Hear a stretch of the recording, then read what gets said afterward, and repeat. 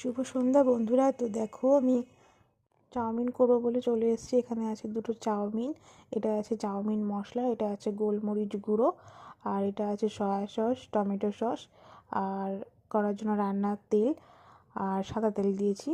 আর এখানে অনেক সবজি কুচিয়ে রেখেছি, আদা কুচি, এটা আছে লেবু, বিনস কুচি, পেঁয়াজ কুচি, ধনেপাতা, গাজর, তারপরে টমেটো, তারপরে আছে ফুলকপি, বাঁধাকপি, কড়াইশুঁটি, আর এখানে একটু রসুন কুচি আছে, আর এখানটায় আছে কাঁচা লঙ্কা।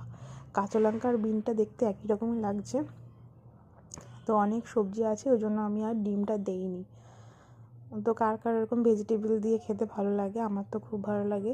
আর দেখে চাউমিনটা সেদ্ধ হয়ে গেছে, আর এর মধ্যে আমি সব ভাজতে দিয়ে দিয়েছি।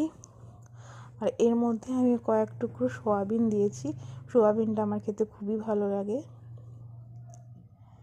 তো এদিকে ভাজা ভাজা হোক, তারপরে আবার ভিডিও করছি।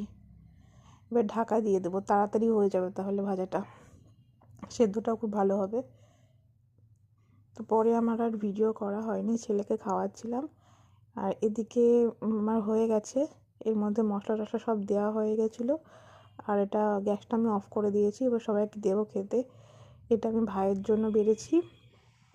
এর ওপরে একটু টমেটো সসটা দিয়ে দেবো, আর শসা কুচিয়ে রেখেছি, ওর ওপরে শসা কুচি দিয়ে দেবো। তো তোমাদের কার কার ভালো লাগে এরকম কমেন্ট করে জানিও।